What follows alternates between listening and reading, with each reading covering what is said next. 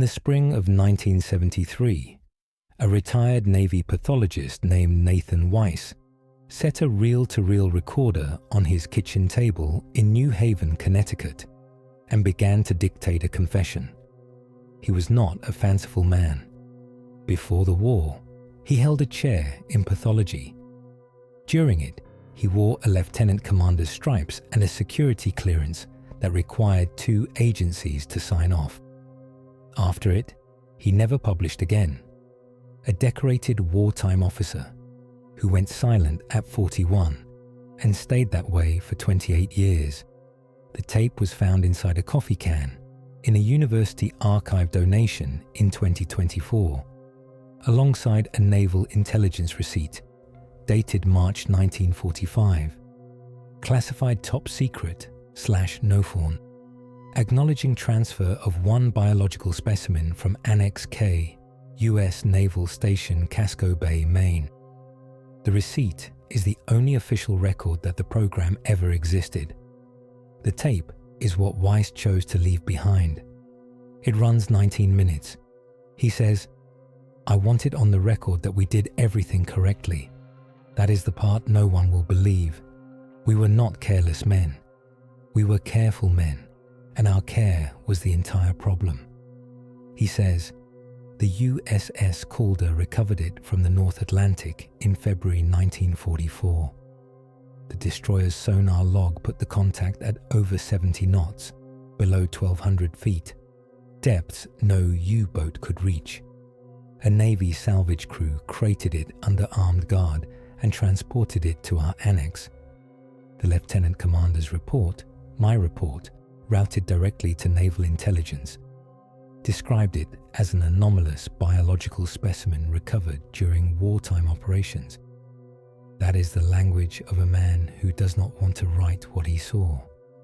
You will want to know if I was afraid of it. I was not for 11 months. I was afraid of it for one morning.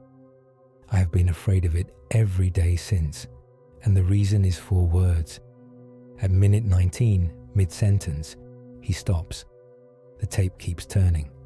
You hear him breathing, and the kitchen clock, and 40 seconds of silence with a shape to it. Then Nathan Weiss, Lieutenant Commander, U.S. Navy, retired, 28 years silent, says very quietly, "It's still listening. That's enough for tonight." The recorder clicks off. He lived 9 more years. He never made another tape. What follows is drawn from Weiss's tape, from interviews given decades later, and from the private logbook of a 19-year-old pharmacist's mate named Eli Hartman, assigned as the laboratory's recorder and note-taker. The Navy built Hartman to write down exactly what happened, exactly when, in ink, in order. Accuracy was not part of his job. It was the whole of it. In February 1944, the destroyer escort USS Calder held sonar contact on something that should not have existed, moving at better than 70 knots, below 1,200 feet, twice the depth any U-boat could survive. For 3 hours it circled the convoy, while the senior operator tracked it and the captain held fire, because nothing in the recognition manuals moved like that. Then it slowed, rose, and steadied onto a course so perfectly square to the Calder's position that the firing solution assembled itself. The Calder ran in and put a full pattern of depth charges on it. What came up in the lights was a body, pale, the size of a large man, wrong in its proportions, alive. No eyes, no ears, no mouth anyone could find that night. Within 9 days, it was in a saltwater tank in a converted fish cannery on an island in Casco Bay, Maine. The staff called it Annex K, and they called the thing in the tank, with the flatness of military nomenclature, the Specimen. 4 people ran the program. Lieutenant Commander Nathan Weiss, pathologist.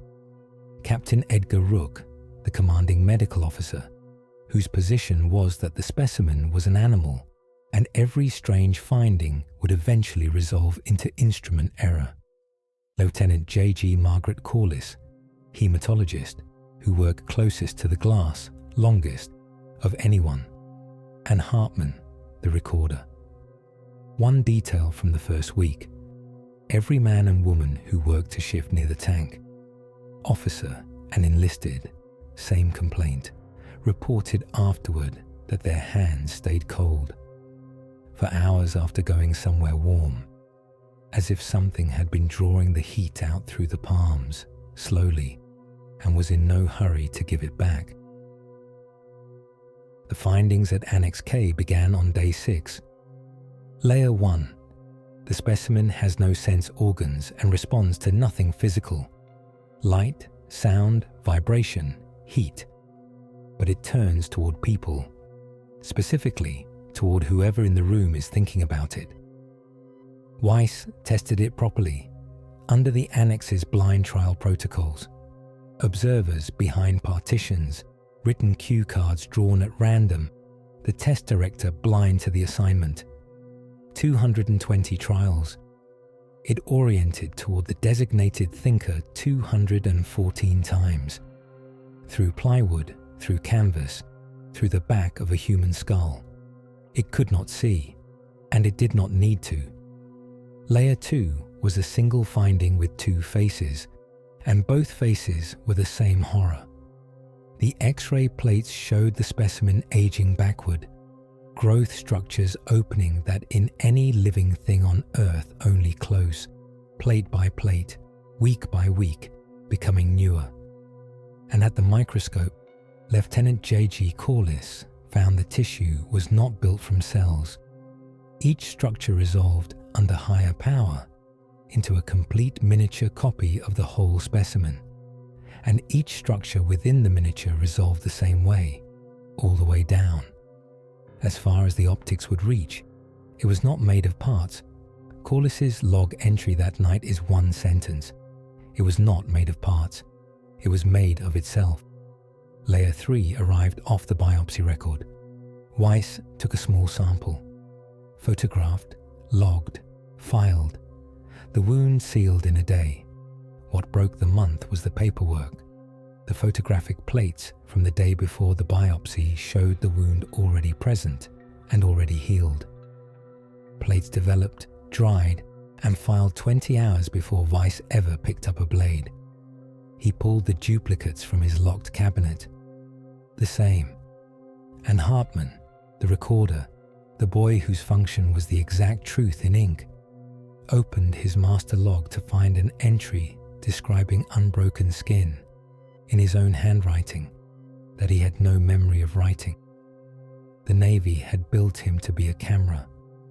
Something had reached into the camera and rearranged the film. Layer 4 came off the galvanometers. The specimen had a pulse, slow, strong, measurable, and it tended to fall into rhythm with whoever stood nearest the tank. Weiss put it under instrumentation. 2 traces, side by side on the same paper drum. For the first week, the specimen followed the human trace at a half-second lag.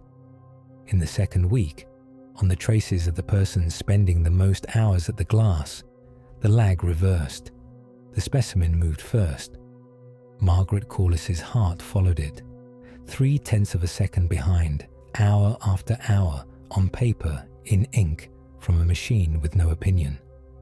Weiss ran the traces for 9 days before writing the classified finding up. A heart is a pump. Hers had become an echo. They rotated Corliss away from the tank. Her trace resynchronized within a day of each return. Chief Sonderman Dewey Lang, the man who had caught it, visiting the Annex once, a year later, looked at the tank for a long time and gave them the reframe in one sentence. In 26 months of war, I never had a firing solution that clean. It gave me the textbook. It had not been caught. It had computed what the hunters could hit and served itself into the pattern. Because the Annex, the instruments, the careful minds arriving in shifts, this was what it had been hunting. Layer 5 was the July X-ray series. In the throat, featureless in February, structure was assembling plate by plate. A hyoid arch, cartilage rings, paired folds in a widening chamber, muscled and precise. Weiss drove the plates to a colleague in Boston, presented them as hypothetical. Under Naval Intelligence's standing order not to identify the source, and asked what the structure would be if finished. The colleague studied them for an hour. The naval pathologist classified notation, a larynx, vocal folds, the full mechanical apparatus of speech, in a body with no ears that had never once heard a human voice. It was not healing, it was not growing. The Annex's serial X-ray record was unambiguous. It was building a voice. In September, Weiss sat down with the mass log and the duty roster. The specimen did not eat. It had never needed food, but it gained weight daily on a certified beam balance. Brass, chains, calibrated weights, no software, no mood. Weiss ran the correlation. The specimen's daily mass gain tracked man-hours of active study, month over month, nearly gram for gram. Heavy research weeks, heavy gains. Light weeks, light gains. And 1 week in May, when a security review had emptied the building for 6 days, gain of 0. Every trial, every measurement, every hour a careful mind bent toward the tank had been a feeding. The instruments were cutlery. The protocols were a menu. The annex was not a laboratory. It was a mess hall. Their care, their rigorous round-the-clock care, was the entire problem. That is the sentence on the 1973 tape. Now you know what it means. Rook's response was correct and insufficient. He halted the program, sealed the room, and reduced the guard to 1 man at the outer door with orders not to enter, and as far as possible, not to think about what he was guarding. The mass gains redistributed. The heaviest gains now fell on nights the barracks' sick log recorded nightmares. The men had stopped studying it. They could not stop thinking about it. There was no off-duty. The hands woke cold at 3 in the morning, 400 meters from a sealed door, and the specimen gained weight on what they woke from. On the night of November 2nd, the outer door guard found Lieutenant Corliss standing at the tank in the dark, in her nightclothes, her right hand flat against the glass, her lips moving without sound. The door had been locked from the outside. She had no memory of leaving her quarters or crossing 400 meters of November. The weight gain the next morning was the largest single entry in the history of the program, and Corliss's pulse at sickbay at 03:30 was noted as unusually regular. She was relieved of duty that week. Her heart never went back to keeping its own time. Rook designed one final experiment, alone, at night. From his office at the far end of the base, with a stopwatch and a telephone line open to the duty guard inside, he ran 20 trials. On his silent mark, random intervals drawn from a table of numbers so no pattern could be inferred, he would think about the specimen. 20 times, through 4 buildings and 400 meters of Maine winter, the guard's voice came back on the line. "It's turn, sir. It's facing you, 20 for 20. His own stopwatch, his own timestamps, his own mind as the stimulus. The skeptic broke last and hardest on the only evidence he had ever considered admissible, himself. In December, Lieutenant Commander Weiss proposed destroying it. Captain Rook authorized it. Weiss prepared a massive formalin injection, fatal to any tissue he had ever met. The needle went in. The full dose went in. The specimen's pulse did not change by 1 beat.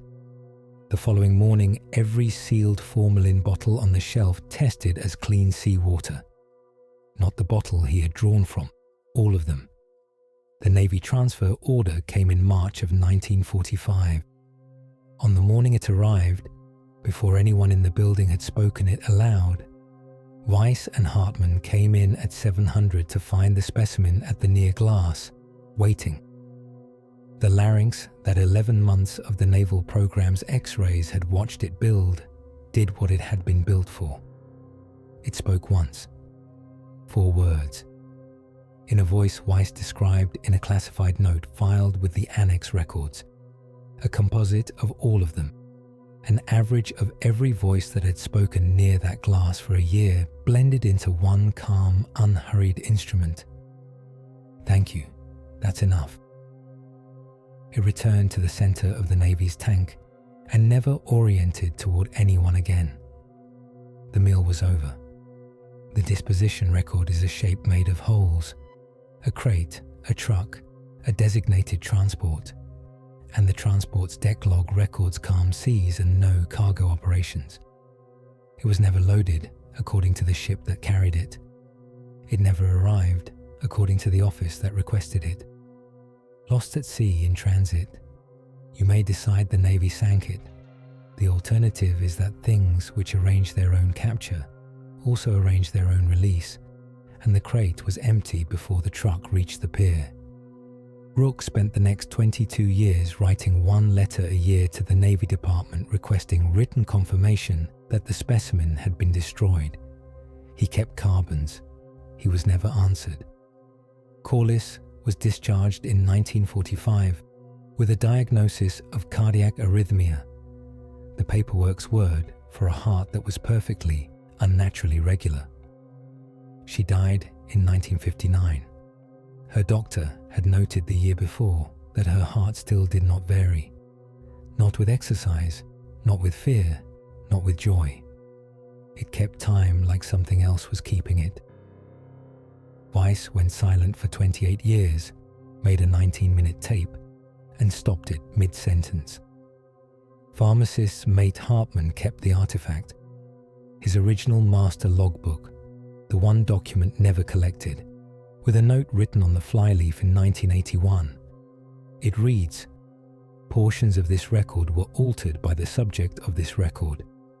Inside the back cover, folded, 1 X-ray plate, the larynx, finished, the week before it was used.